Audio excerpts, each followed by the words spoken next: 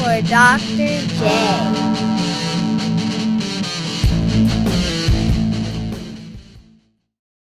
You're not allowed to do Imagine Dragons during the podcast. It's appropriate. Is it? Is it, Jason? Because I'm radioactive.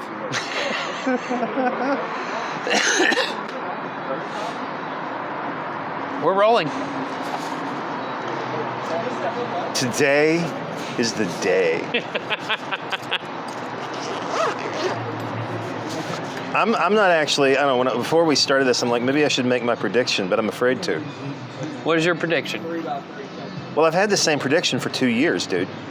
And everyone's looked at me like I lost my damn mind or grew a third eyeball. That he's going to win? Well, yeah, but I'm not sure I'm right. Like, I've been certain of it for so long now. I've gotten rather comfortable with the fact of the possibility of a second Trump term. Yeah.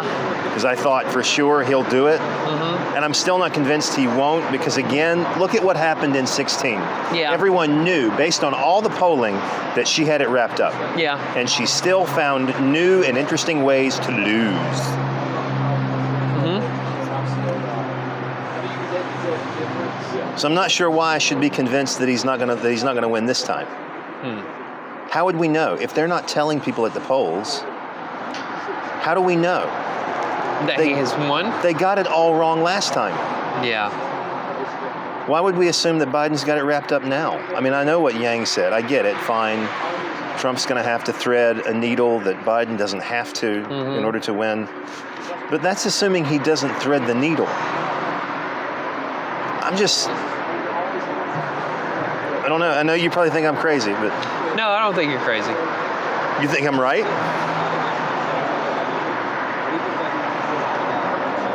I don't know.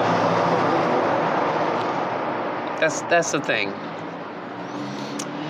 I'm less worried about which one wins and more worried about the reaction to who wins. John Mulaney said it best. It's a grandpa versus a grandpa. Which grandpa do you want?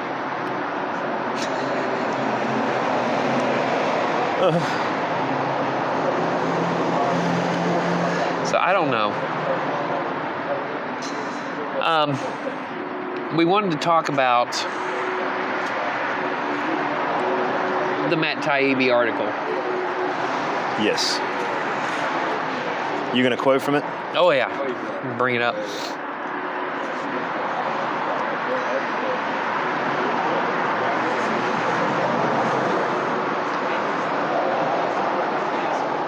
So today is, as my colleague pointed out, today's the day. Matt Taibbi released an article yesterday called "The Worst Choice Ever."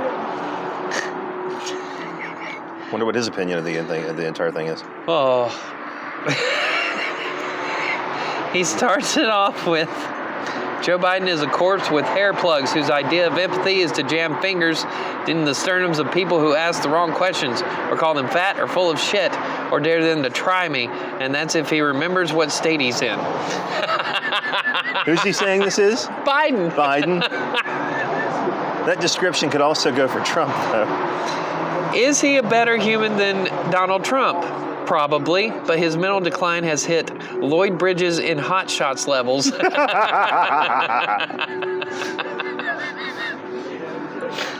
my God.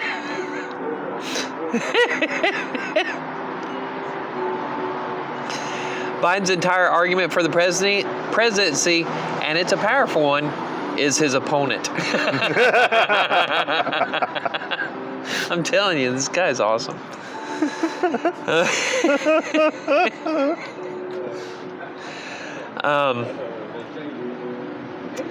Let's see. But that's not what I wanted to talk about. The last two paragraphs? Yeah, where he's talking about the empire.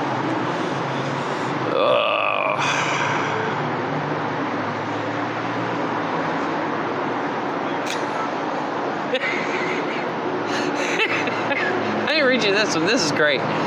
In modern America, the president's most important job might be using his or her voice to reassure the country. Trump not only lacks this ability, he finds ways to make huge portions of the population feel like passengers in a pilotless, plummeting jetliner every time he opens his mouth. Oh. Oh, Jesus. A lot of great one-liners in this one.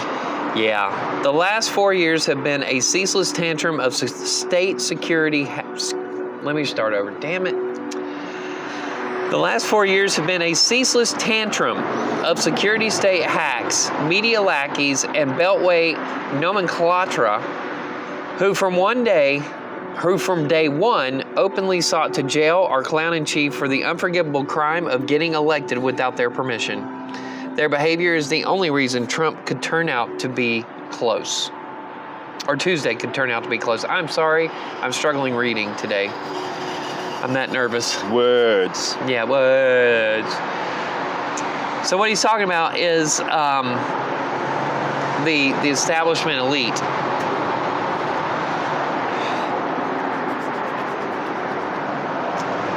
So, Again, Trump was a dud as a leader, but many of the things that came out of his mouth, claiming to seek closer relations with North Korea, Russia, and Syria, for instance, or asking why we're footing the bill for a NATO military alliance that hasn't been relevant or useful since 1991, or referring to NAFTA in tones suggesting something less than religious awe, made him not just a pain in the ass to the D.C. Brahmins, but our very own domestic version of the Hitler of the Month Club, a Noriega, Milosevic, Saddam Hussein style mad interloper requiring immediate removal.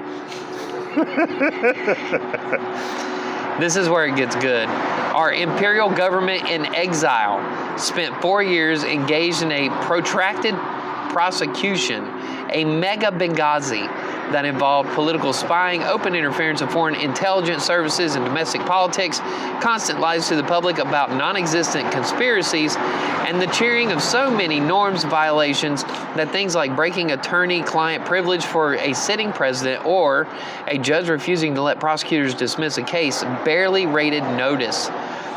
They spent almost all their time on political schemes to oust Trump, and almost none coming up with better solutions for problems like declining incomes, rising inequality and debt, and inadequate health care. While TV channels increasingly filled their on-air ranks with former CIA and FBI officials, another telltale sign of authoritarian drift. Let me reread that again, because this is a really good point. While TV channels increasingly filled their on-air ranks with former CIA and FBI officials, another telltale sign of authoritarian drift. A whole range of private press interests were accused of treasonous collaboration and threatened with new forms of suppression. This turned out not to be necessary, as most private news companies voluntarily accepted the logic of denouncing news adverse to the Democratic Party as foreign subversion. As a Washington Post columnist put it about the latest New York Post expose, we must treat the Hunter Biden leaks as if they were a foreign intelligence operation, even if they probably aren't. And that's scary. When Facebook and Twitter took the amazing step of suppressing a potentially damaging story about the Democratic candidate just before the election, party leaders were near unanimous in praise. We'll skip those two. I think we're headed toward that version of American democracy familiar to most of the rest of the world, where we have the freedom to vote, but only the right way. Certainly the idea that there's more than one legitimate political choice has been excised from the most upper-class discourse, with not only Trump and the Republicans, but also every actor from the Green Party, Tulsi Gabbard, and Bernie Sanders denounced across corporate press as favorites of foreign enemies. It's no accident that the doddering Biden is the nominee.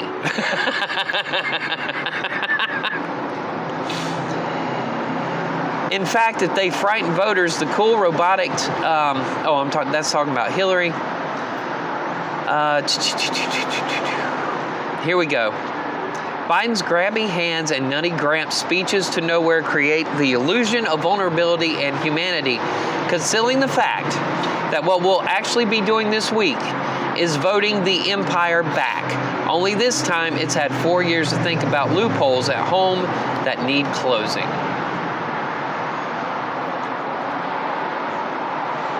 The fact that what we'll actually be doing this week is voting the empire back. What do you think? I think he's right. How? It goes back to what we were talking about earlier about the national intelligence state, right? He's pointing this out. Glenn Greenwald has pointed this out. Sagar and Jetty has pointed this out. Crystal Ball has pointed this out. Kyle Kalinske has pointed this out. The military-industrial complex That Eisenhower warned us about. Eisenhower warned us about in 1950, 58? God bless Eisenhower. Yeah, or 60. Or 61. 61 when he left office. It was 61 because Kennedy was inaugurated in 61, right? Yep. He warned us about this. They have, and it was Glenn Greenwald that brought this up, that pointed this out. 4 years ago, in 2016, you would not have seen anybody, any former CIA, FBI, NSA, anybody from those organizations come near a cable news channel. You would not have seen them writing op-eds in the national newspapers. The national news had put such a distance between themselves and the national security guys. They wouldn't let them come near them.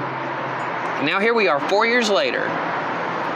MSNBC, CNN, and Fox News all have regular contributors that are former NSA, CIA, and FBI. Former Pentagon officials. We have in the Washington Post and New York Times on a regular basis former national security people writing op-eds nonstop. Why do you think that is? Because when he talks about the empire being exiled, what happened was when Trump's administration came in, Clean house. he cleaned house. And the neocons lost power. Here's the thing that the American people don't realize. When we think about the neocons, we think of the Bush administration. Sagar and Jetty actually pointed this out on one of the episodes of The Hill when he said the neocons have been around since Reagan. And that when you look at the Clinton administration, all they did was keep the neocon agenda going. And actually, you can see traces of the neocon agenda in Obama. So that when Trump came in, the neocons got pushed out. That is the establishment. When Trump screams about the deep state, and let me explain something really quick. Oh boy. Hold on. Let me explain something. Because the thing about Trump is, and I think I've mentioned this before on the podcast, all the stuff he says, if you stop and you break it down and say, what exactly is he talking about? He's talking about real issues. It's just he doesn't know how to talk about them. So he comes up with these because he's, of course, watching QAnon and watching Alex Jones and watching Hannity. While eating his Big Mac. And he's getting the buzzwords. And what he does is he conflates the buzzwords with these ideas, these real ideas, right? So we look at what he calls the deep state. It's not the deep state. No. It's the elite establishment. Deep state is a conspiracy. Yes. The establishment's real. The establishment is real. And the thing is, he conflates the two. And when he talks about this deep state, he's not talking about a deep state conspiracy like the press tends to, because he doesn't know what the fuck he's talking about. No. He's talking about the establishment. He's talking about the neocon establishment that he removed by his election. But every time he says this stuff, it's like, this is, okay, I'm going to wait. I'm going to hold off. Now go ahead. Every time he says this stuff, we're reminded why he needs to be gone. Well, yeah. Because he says this. I'm not saying he needs to be there. I know. I know what you mean. But it's just, if the president is supposed to be a great communicator. Oh, a great commuter, he is not. No, he is not a great communicator. That's a commuter. He's not a good commuter either. No. I don't know. So you and Taibbi, and what's this guy's name? Kyle Kulinski. Yeah. Would probably make the same claim. The establishment's the problem. Yeah. The empire coming back. Yeah. That's going to be the problem. So what's the alternative? Because here's the problem. Well, here's the thing. If he gets reelected, so here it's a catch-22. Yes. If he gets reelected, if you think the past 4 years have been insane, they are, especially if they get control of the Senate. They retain control of the House and get control of the Senate. They will get rid of him. You think he'll be impeached? They will remove him, and they will find ways to tie in. If Pence is still his VP, they will tie Pence to it to get rid of him too, so that then whoever's the speaker, which will probably still be Pelosi, she'll take over. She'll be celebrating her 200th anniversary or her birthday next year. Something like that. I think if you look at the Declaration of Independence, she signed it. Yeah. She was a delegate from West California. Here's the problem. So we have two scenarios, neither of which works very well. Yeah. Taibbi calls it the empire. Mm-hmm. I agree with him. So on one side, you've got... I'm totally going to use that from now on. You've got a party. I'm just going to call them a party, to use more neutral language. Yeah. Coming in and shoring up and consolidating power. Mm-hmm. And for a lot of people, that's not desirable. Fine, I get that. But what's the alternative? Because if the alternative... But here's the thing. Yeah. This is what I'm trying to tell you. There is no alternative. Because if he gets elected, they're going to get rid of him, and they're going to seize power that way. It's just going to take a little bit more time. I understand, but my point is, either we have the Democratic Party coming in, seizing power, consolidating power. The alternative is to do what we did with him and elect a president who is so woefully underqualified, who knows nothing about the establishment because he's never been in it, that he's completely toothless. Okay. No, there's no winning here. No, there's no winning, but here's the thing. You're missing what I'm saying. Oh, I get it. If he gets reelected, he's going to get ousted. By May, we'll have a full Democratic government. I agree with that. I give them till May if he gets reelected, because they will do everything in their power. But I'm thinking long term, as in the way the system works. Mm-hmm. Because if we're going to say that the establishment's a problem, the alternative for an electorate is to vote for someone who's an idiot. That's not an alternative. Either that, or you're going to have to, and this is probably the wrong person to dig up out of the grave, but you'd have to have another Huey Long.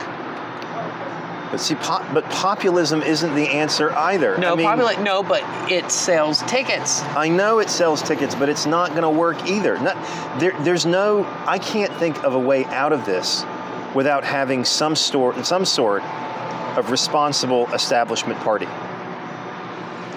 The key word there is responsible. That's not going to happen. So are we done? Unless the libertarians can actually shore up enough popularity over the next 4 years. Because populism doesn't work. Well, okay, but it does. It does. Populism does work. You're forgetting Teddy. No, that's true. I would say Teddy is less of a rule than he is an exception. Well, he's an exception, but the thing is, it can work.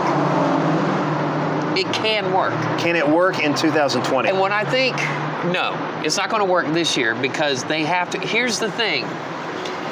You got to think in terms of a bell curve, okay? they have to understand how bad it is, okay? So it's bad with Trump. Now let's go through 4 years of remember what Sam Harris was saying in that thing I made you listen to on the way up here? Yes, it was very good. The alternative, here's your two dynamics right now, okay? You've got a guy in Trump who is unabashedly, what do you say, full of sin? Yes. But he doesn't apologize for it, and he doesn't demean people. One of the things that he has not done, that Sam Harris points out, and he's right, and why so many people get behind him, is that he says, yes, I'm bad. Yeah, I am, what do you say? I'll eat 5 cheeseburgers if I want to, Jesus. Yes. The fat Jesus. Yes. He said, basically what Sam Harris is saying is that the reason why they flock to him is because he's unapologetic. He doesn't apologize. That's the key to all of it. On the flip side of that, you've got a Democratic establishment that demands apologies for everything, even if an apology is not warranted. And the two versions you're getting is with Trump, when he looks at the American people, he doesn't tell them they're less than. But the Democratic Party, as Sam Harris pointed out, especially now that critical race theory has crawled its way inside of the ideology, they are constantly telling you how you're not good enough.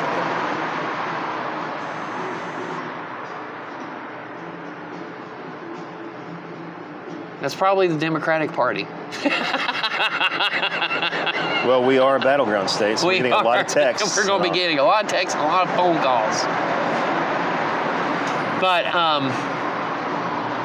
and I think what is going to happen is the common American citizen is not looking at it that way. The way they're looking at it is, I can't go through 4 more years, not of Trump, but another 4 more years of the chaos. Yeah. And so then what's going to happen is Biden and Harris are going to get in there. And this is what I think. And I think this could be a really good thing for the Libertarian Party. They're going to get in there, and then you're going to see the establishment get its footing back. It's going to, not to sound redundant, reestablish itself into the national political dialogue and the goings-on of the country. The neocons are going to take over again.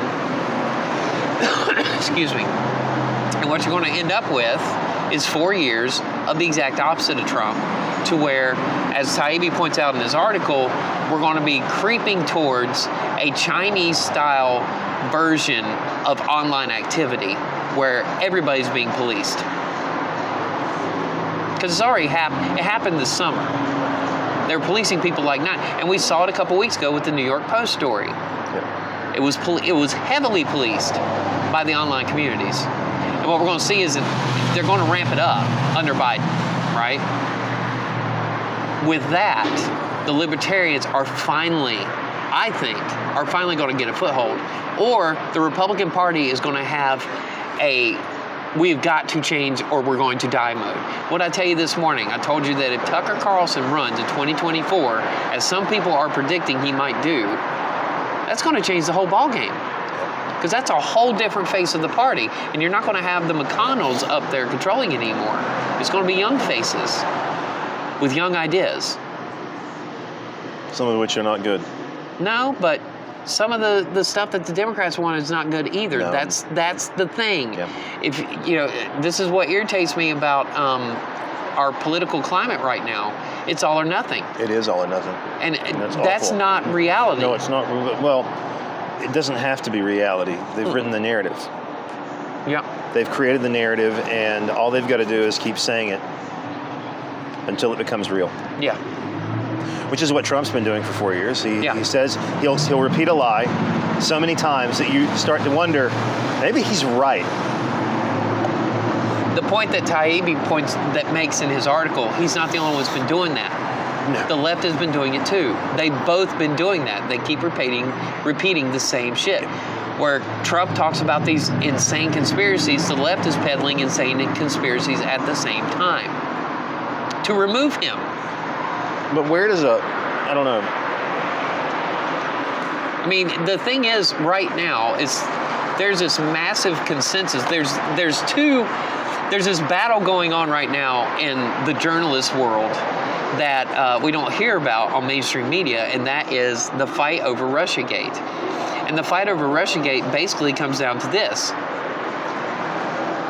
The old school hardcore journalists that do actual digging have proven multiple times over the past couple of years that Russiagate didn't happen. That it's a lie. That the Trump presidency or the Trump administration was too incompetent and stupid to even try to pull this stuff, that they happen to just fall into these stupid little ridiculous places that they shouldn't have been. That there's no there, that there's never been a there. And then you've got the other side of the journalist spectrum that is screaming and hollering to try and keep this narrative going because it helps them get rid of him. It's all about removing him. That's the whole thing. I know. Get rid of him. Do whatever you can to get rid of him so that we can consolidate our power. So what do you do if you're a traditional Democrat in this country? I don't know. You tell me. I'm an independent. I'm not a traditional Democrat. Oh, come on, Jason. They're your people. Nah. I don't know that they are anymore. I get nervous when I see this kind of power being consolidated. Yeah.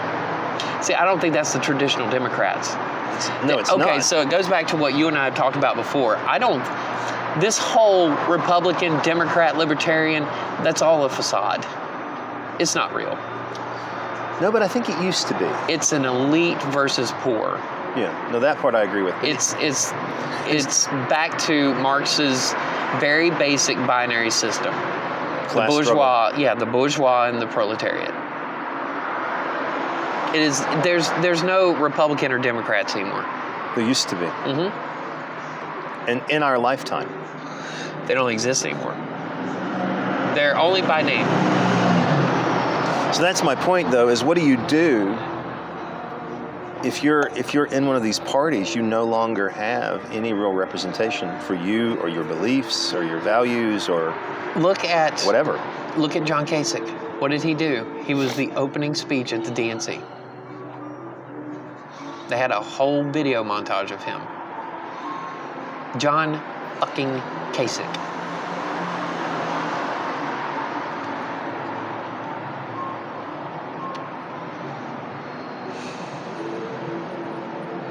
He still got an R by his name. That should tell you, that right there should be a red flag for anybody paying attention. There are no parties. It's only in name. Yeah. It's an elite versus common man. It's the aristocracy against the working man, the working class. And the aristocracy is going to take back their power. That is what we're going to see today and tomorrow. They're going to re-seize their power. And if he wins, it's just going to take them a few more months to get it. That they'll get it. It's a lose-lose situation. Who do you think's going to win? I don't know. I really don't know. But you think the Senate's going to flip? I know the Senate's going to flip. It's definitely going to flip. America's too angry. They're going to let Cal, in this state, they're going to let Cal slide. In Maine, we're going to see a flip. They're done with her. Probably the same thing. We'll probably see the same thing with Murkowski in Alaska. We'll probably see her lose. I wouldn't be surprised. I can't remember the lady from Maine. Little dark-haired lady. Yeah, I know who you're talking about. Yeah. I don't know her name. I can't remember her name either. She's done. The Arizona chick, she's got a fight on her hands. What scares me is, does this set the precedent? You don't like the president, so you get rid of him. In 20 years' time, if the Republicans have power again, are they going to do the same thing to a Democratic president? Is this the precedent? Whether he deserves to be gotten rid of is another question. Is it going to set a precedent? I think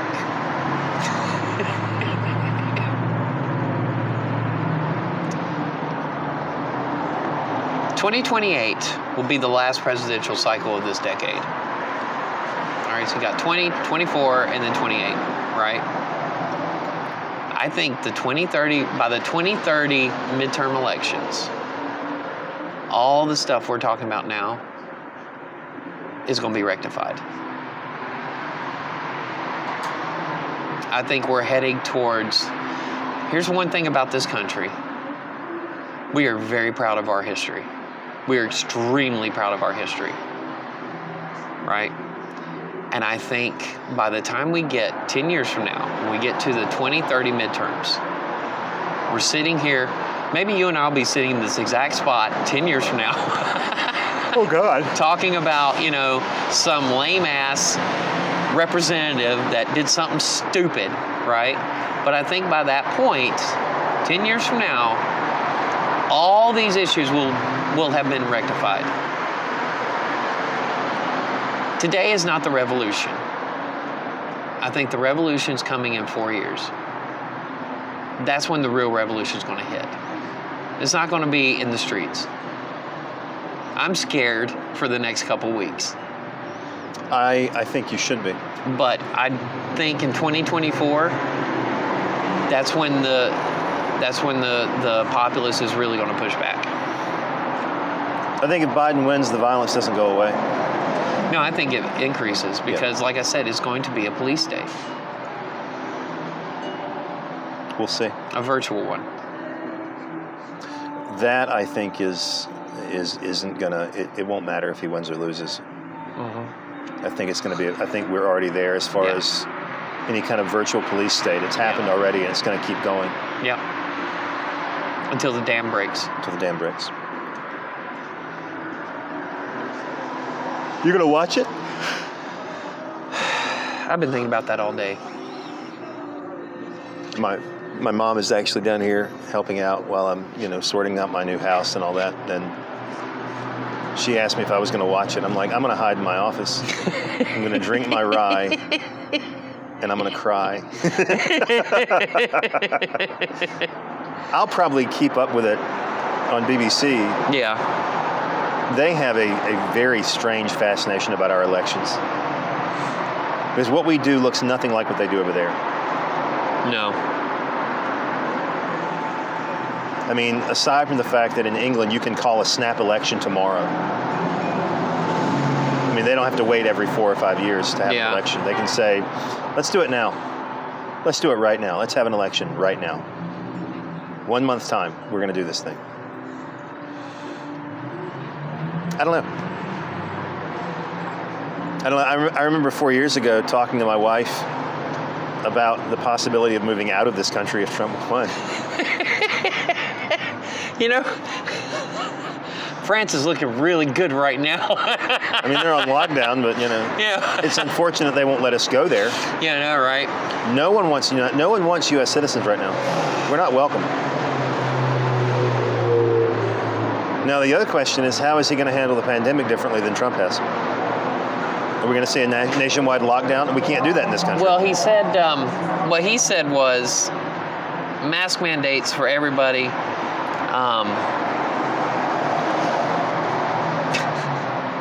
I can't remember what all he said. I saw a clip this morning of him talking about the coronavirus, and it was a national mask mandate for sure. How are you going to enforce that? I don't know. And how can you pass that? I don't know. I don't think you can. You got to remember, so let's say Biden wins today or tomorrow, right? Or by the end of the week or whatever. He's not taking power until January. I mean, it's not like this shit's going to happen today. No. It will not be a peaceful transition of power. Well, you said today, on the parts of the major players. Yeah, it's not going to be a peaceful But transition. in terms of how people react to it, Yeah, that's going to be ugly. Yep. I do not want Trump for another 4 years, but him losing or him winning would be, oh my God! You think Portland's on fire right now? No, I know. What are they going to do when they really have something to be upset about? Oh, I know. And that's why I say, even if he wins, it doesn't matter. They're going to get rid of him by next spring. They'll have him gone by next spring. I mean, I'm just talking about what happens on the ground. Oh, I know. With just people. I know. Yeah, we were talking about this at lunch. If Biden wins, you're not going to see these militias up in arms terrorizing everything. They don't riot. I think you'll see more protests on the right, but I don't think it'll get You won't see ugly. riots. If Trump wins, they're going to burn it to the ground. Now, if you're talking about average Americans who vote for Trump, is not the same as talking about a base. Right. There are going to be those who want to do serious damage. But they're always out there. But they won't. I hope not. And if they do, it's going to be scattered and far and few between. I hope not. Because that's one of the things that pisses me off about left-leaning media. They make these small militia groups seem like they're this massive army. They're not. Yep. These are scattered guys that they have no intention of creating chaos. Antifa does. Yep. They are an anarchist group. And it's like I was telling you at lunch, they infiltrate these other groups and sow chaos. That is what they do. These right-wing, they're white. No, these right-wing militias, they don't do that. That's not their purpose. No. And you can call them racist, and you can call them transphobic, you can call them whatever you want. And it's probably true for most of them, but the fact is their mission is not to sow chaos. No. Even Antifa the word Antifa is a misnomer because they act like fascists. They act like the SS. Brown shirts. Yeah. They act like it. So you're not anti-fascist. You're actually fascist. You're anti-order. That's what it should be called, anti-order. Not Antifa. Doesn't sound nearly as No, as it doesn't. catchy. It doesn't. It doesn't have a ring to it. You got to have the right name. I think Hitler proved that. You got to have the right name. So you didn't bring him up, so I will. Well, I'm still thinking Hitler may Nope.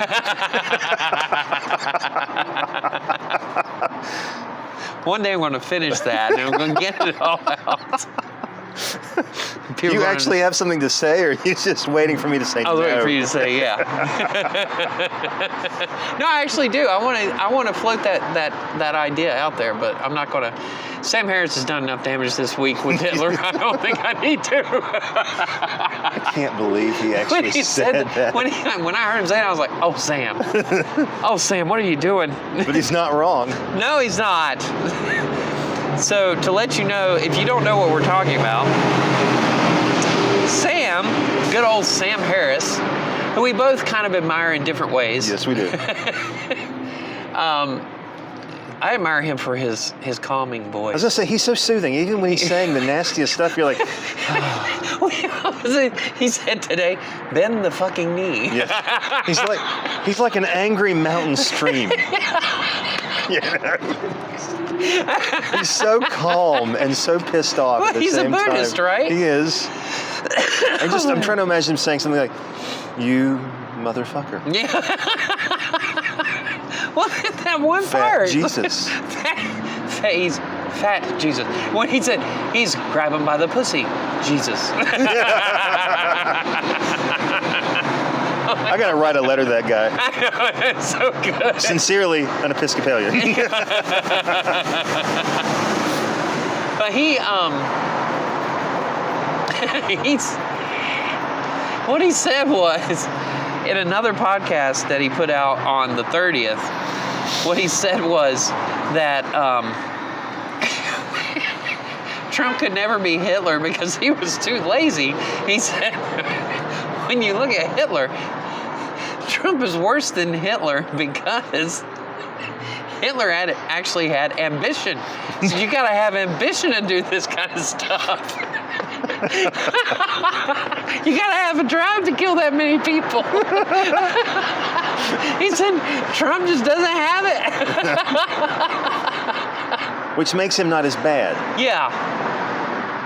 Exactly. I'm not going to say he's harmless, but, you know.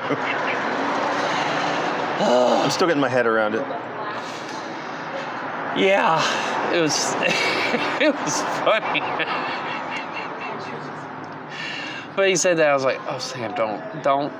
Oh, you did.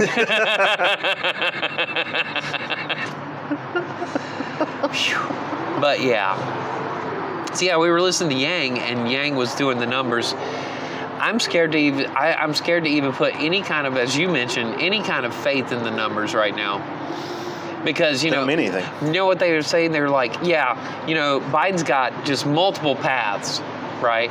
Multiple paths that he could pull this off. Trump's got one. Trump's got one. Well, one's all it takes. He did it before. He did it before. And the thing is, the worst case scenario, I'm sure for everybody who's out there, is that not only does he have one, but after the election, when they go back and they do the autopsy, if he wins, they probably find that he actually had 3 or 4. You know? And it's just like, oh. No, but here's the thing. And somebody mentioned this a few weeks ago. Nobody saw Wisconsin happening. What's the Wisconsin this time? Is there a Wisconsin out there? They're focusing on all these different states. They're focusing on Florida, North Carolina, Ohio, Arizona. We're a battleground. I think that's so cool. It's amazing. It is. That's so trippy. The last time we were a battleground state is when Obama won the first time, when we actually went blue. Yeah. That was awesome. Well, here we are again. Here we are again. We could go blue again, or we could go red. But they're focusing on Florida, North Carolina, Ohio, Pennsylvania, Michigan, Wisconsin. They're focusing on in Arizona, right? Where's the Wisconsin this time? The state they're not watching. The state they're sure Biden's got this. And it turns up red. And fucks the whole thing up. Well, they're paid to prognosticate. They may have already thought about it. You know. They thought about it in 16, and they were wrong. Yeah. This is why I'm unwilling to say Biden's got it, and I look at people who say he does, like, you have a very short memory. Yeah. Because you were the same damn people who said that Secretary Clinton had it wrapped up. The exact same people. Yeah. Have you forgotten? That's what I'm saying. I don't think he's out. I don't know. I mean, I don't know how. I mean, there are a lot of people who are going to vote for him who are just as angry. Mm-hmm. Who are not going to tell people. And I talked to my mom. I'm like, you know, Trump supporters, you know, usually keep their mouth shut. Why? She said because they're ridiculed. Yeah. They won't talk. No. They talk. So these polls could be completely off. That's my point. Is I have a sneaking suspicion that come next week we'll have Trump for another 4 years, or in your estimation another 8 months. Yeah, yeah. Because if he gets reelected, they will not let him stay there. What if they don't flip the Senate? Then we're going to be in serious trouble. He wins and the Senate stays Republican? The left,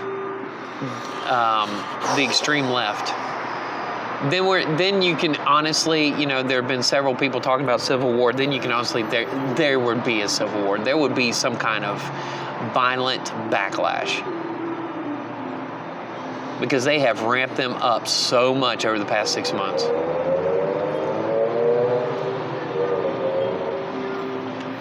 They being the media. I used to think Election Day was fun.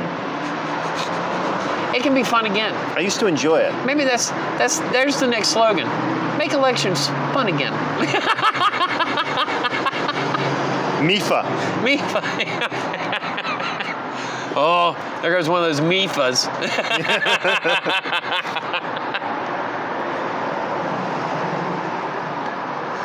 I don't know, man. I don't know, I could be wrong, but I'm just not convinced that he's going to lose. I'm not convinced. I've been saying it for 2 damn years. I know. And people look at me like I've lost my mind, and I'm like, you've forgotten. You Hold have on. obviously forgotten.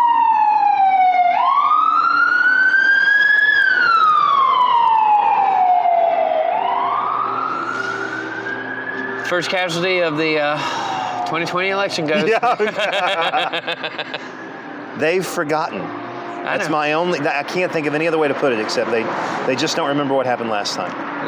What I text you this morning? Happy Apocalypse Day. Yes. But then we asked the Magic 8 Ball if today's the apocalypse and said no. And then we asked it, is tomorrow the apocalypse? And it said yes.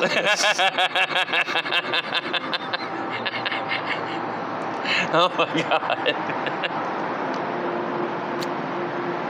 No words, man. Yeah. Well, I go back to the Taibbi article and that one line about the empire, and I'm totally going to steal that from him. I'll give him credit, but it's a great point. Today has been very enlightening for me between Taibbi and Sam Harris. Yep. Because I've been trying to put a finger on how to explain how Trump is talking to the common man while the Democratic elites are not. And that's how he's doing it. Sam Harris pinpointed it exactly. Because they are talking, well, I've said this before, it's not that the right-wing populace of this country was racist when Obama was president. Obama just talked over their heads. They didn't understand what he was saying. To them, he was talking down to them. Which he was not talking to them, yeah. right? But the language he was using, they felt that he was talking down to them, and that's how he lost them. Simple misunderstanding. Yep. I figured that one out on my own, but then Sam Harris pointed that out. I'm surprised I didn't put 2 and 2 together myself. But he gave me the one thing I've been searching for in order to explain it perfectly on how he is speaking to them in a way that the Democrats are not. And it's because the Democrats want them to feel shame. For what? These are hardworking people. There's nothing for them to be ashamed of. They make mistakes. Who doesn't? Yep. Cal Cunningham made a mistake. Yep. Remember when in the Cal Cunningham episode, what I say, I actually said this. If it were a Republican, with the Republicans, they're just like, oh, okay. They forgive them because the Republicans don't make them feel ashamed for the mistakes they make.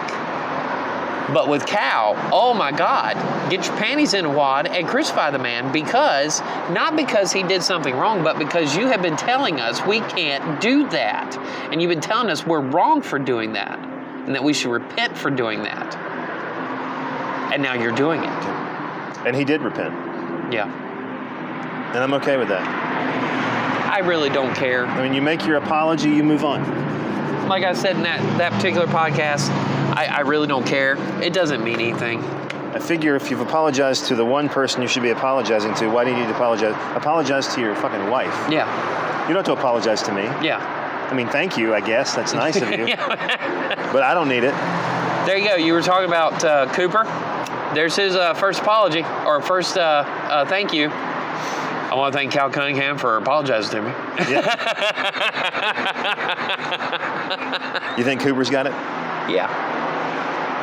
Yeah, Dan Forrest ain't got shit.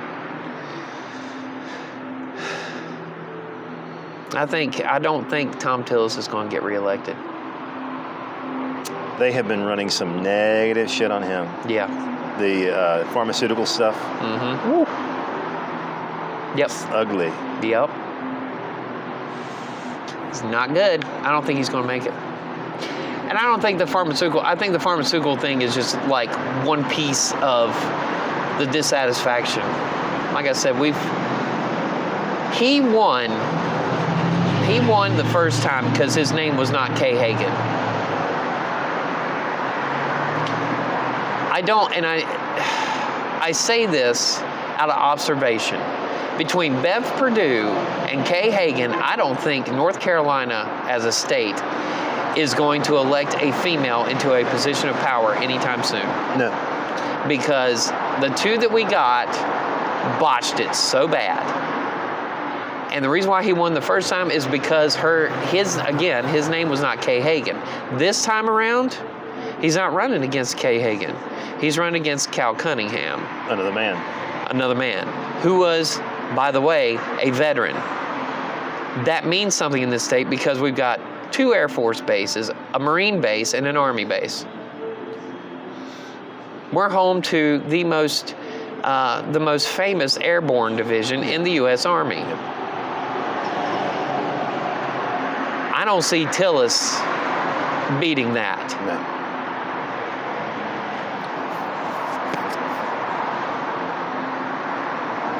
So it'll be interesting.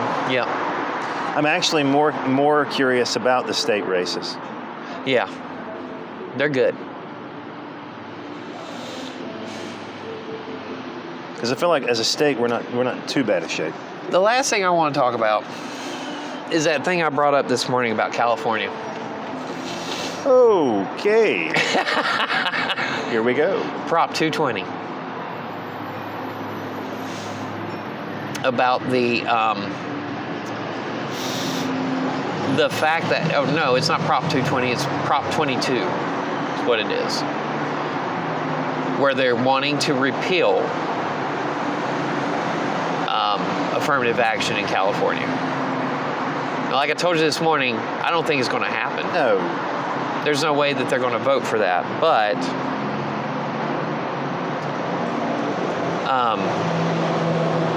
this is pushback. It's pushback. And like I told you this morning, it starts in California today. Congress will get a hold of it within a couple of years. And then it's going to become a national thing. I mean, affirmative action has been a hot topic debate ever since it happened. But the minute we repeal it, we're in trouble. And it makes me nervous that it showed up on the California ballot. Of all places. Of all places. Because California is supposed to be the liberal haven.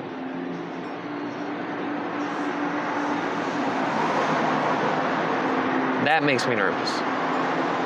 What does it tell you that? What does it also tell you that a lot of old school, classic liberals are fleeing California for Texas? Think about that one.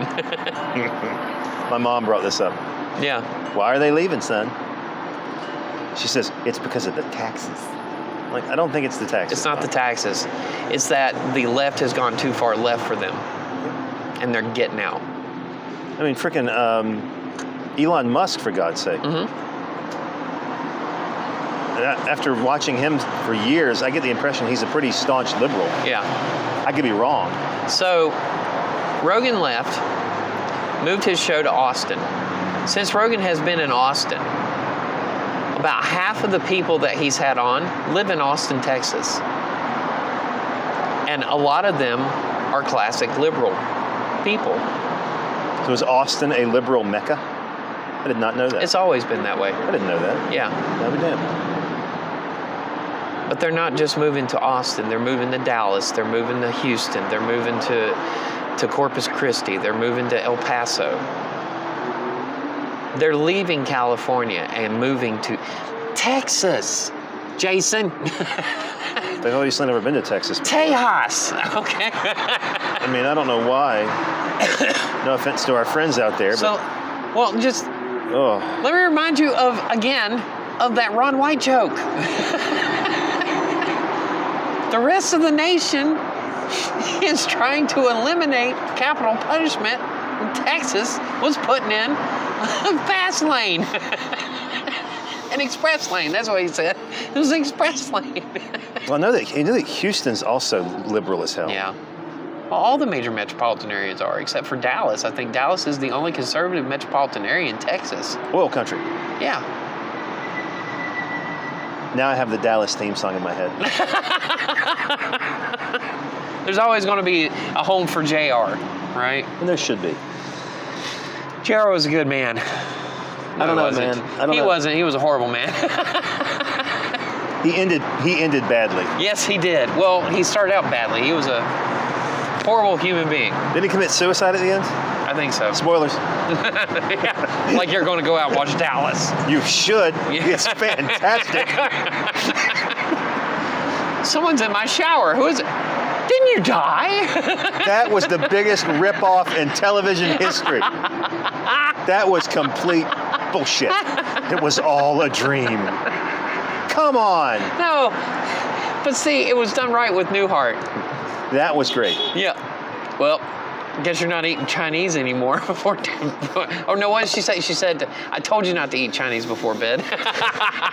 He dreamed the entire show.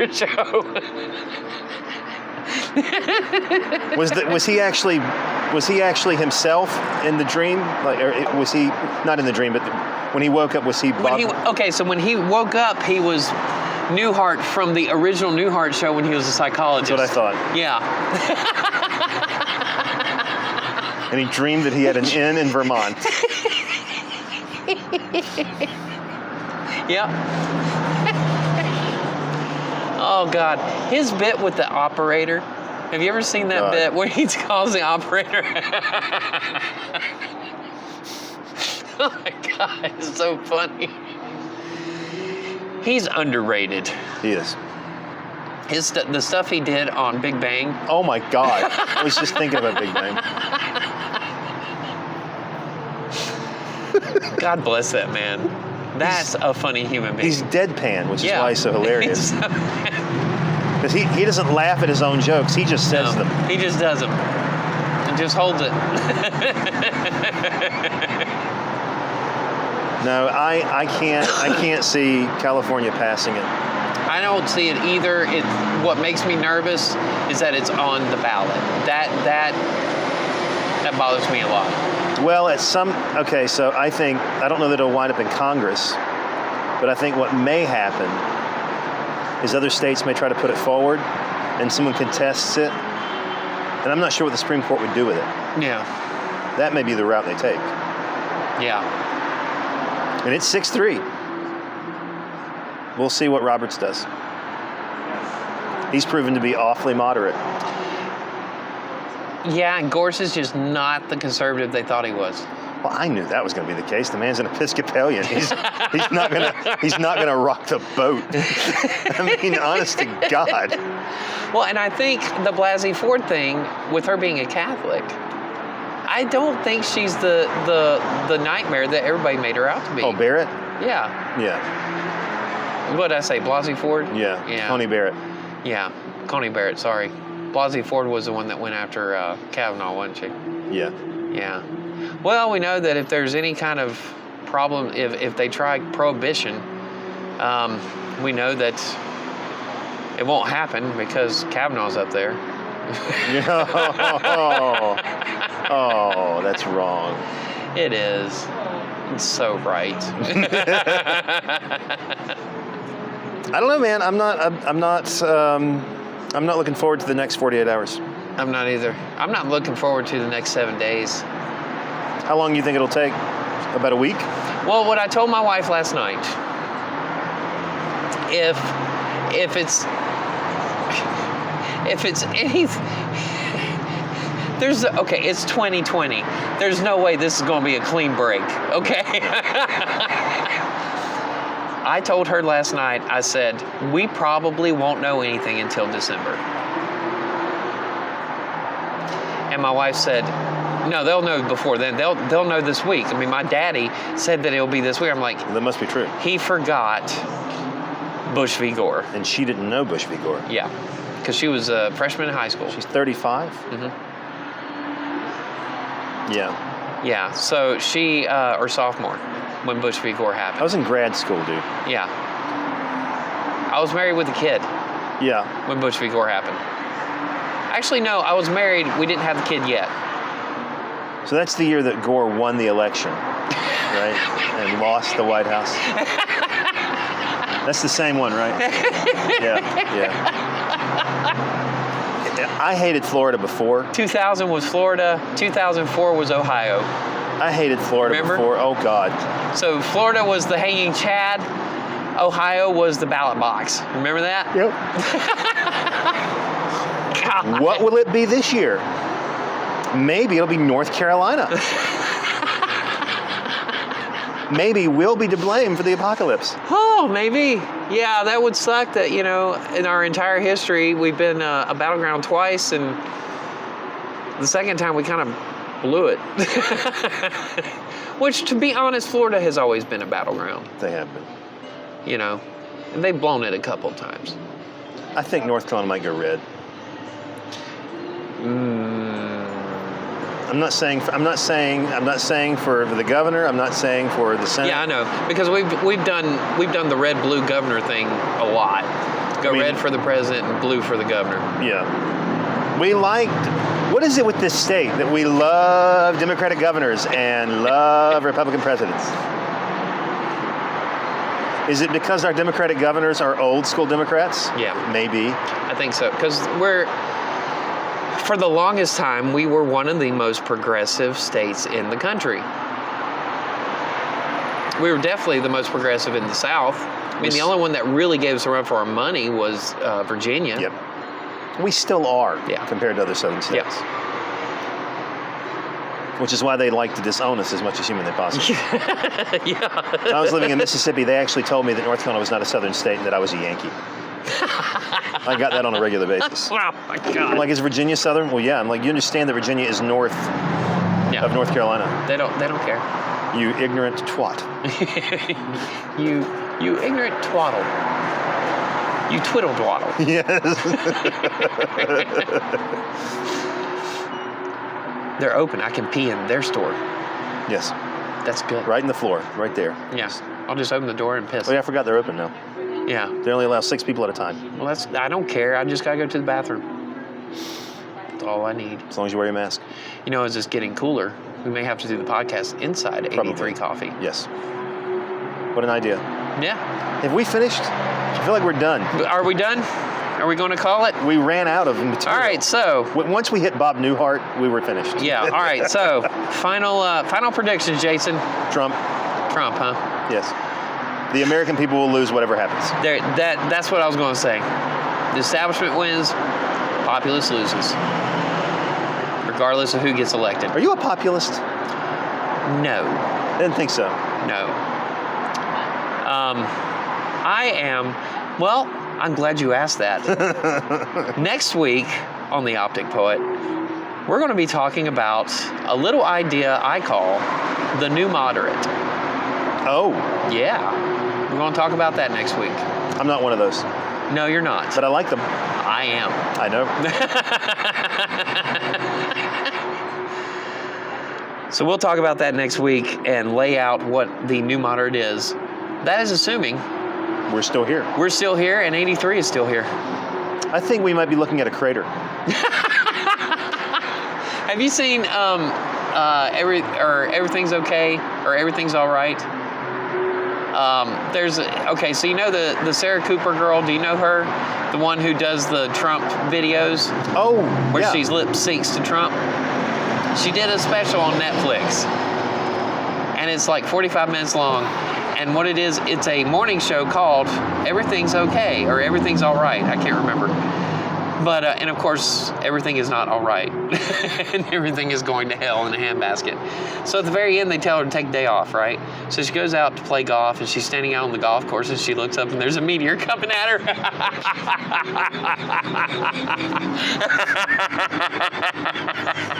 The great asteroid's going to wipe us all out. Oh, my God. Because, 2020. Because why not? Exactly. All right, I'm the barber. That's Dr. J. Peace. We'll see you next week. Hopefully.